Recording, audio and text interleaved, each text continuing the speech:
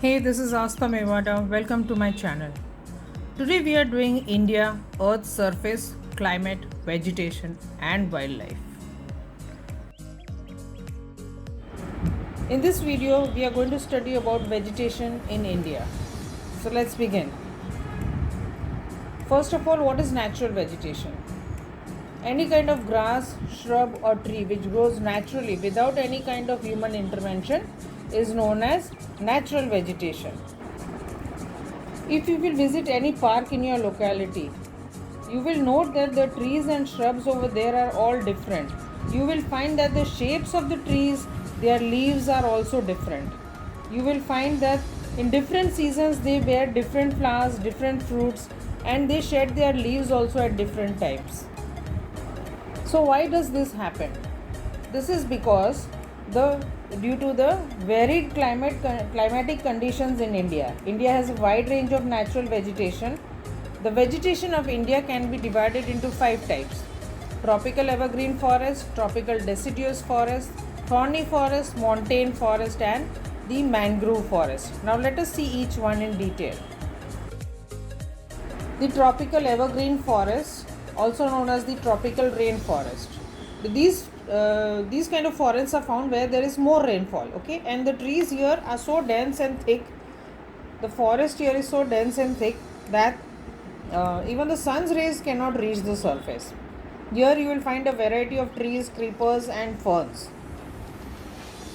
In autumn season, all the trees do not shed their leaves altogether, okay, and hence the forest appears lush green. These forests are found in the slopes of Western Ghats in the form of strip and in the Andaman Nicobar Islands and in some parts of northeast India. The trees that you find here are mahogany, rosewood and wicker, etc. As you can see in the picture, you can see the trees found there. Sal, teak, they are also found here. Coming to tropical deciduous forest. Majority, if you will see in the map, majority part of Indian land is occupied by this type of forest. The trees of these forests are less dense and they shed their leaves during the autumn season. Hence, this forest is also known as the autumn forest. The trees that you find here are sal, peepal, teak, shisham, neem, etc. Now coming to the third forest, that is the thorny forest. It is also known as the dry and scrub forest. These forests are seen in the regions which receive very less rainfall, and the trees here are thorny.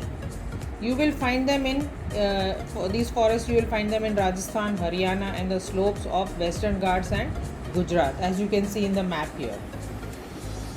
The trees found here are cactus, kher, palm, acacia, jujube, etc. These are the main trees found here. Next, you have the montane forest. Like the name says, these forests you can make out, these forests are seen in the mountainous regions. Here, a variety of plants and different species of plants grow at different heights. Vegetation growing at the height of 1500 meter to 2500 meter from sea level is conical in shape, or its leaves are needle shaped. Okay, you can see that the leaves are very pointed. On the basis of its shape, this vegetation is also known as the coniferous vegetation. The trees found here are chid, deodar, pine, etc.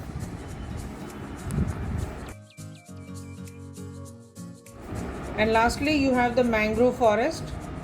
This type of forest grows in the brackish waters, that is salty sea water of the sea. This type of forest is seen in West Bengal, Gujarat, and on the shore of Andaman and Nicobar Island. Sundarban is the delta region of Ganga, has this type of forest. This name has been taken from the tree named Sundari. Trees found here are the share tree, which are seen in forests along the coastal region of Gujarat, and these are used as fuel by the local people also. You can even see the Sundari tree on the screen. Now coming to the importance of forest. We know that the forests are an integral part of our life.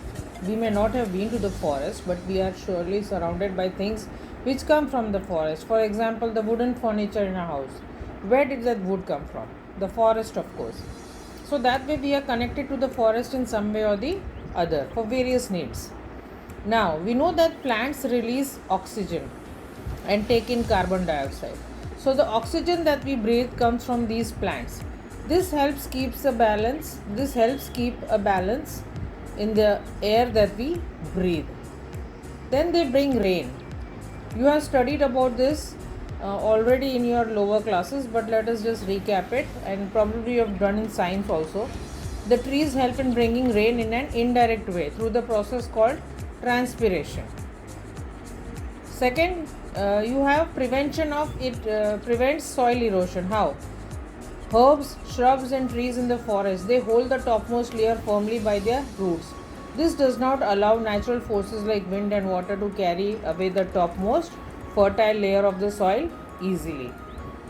Again, it is a natural habitat for the wild animals. We know that so many animals and birds live in the forest and it is their home. And lastly, you have conservation of underground water. The tree's roots, they help trap the water and prevent the sediments from moving downslope or into the waterways. Thus, forests help us maintain high water quality, influence the volume of water available, and they regulate the surface and groundwater flows. Again, we have the economical advantages.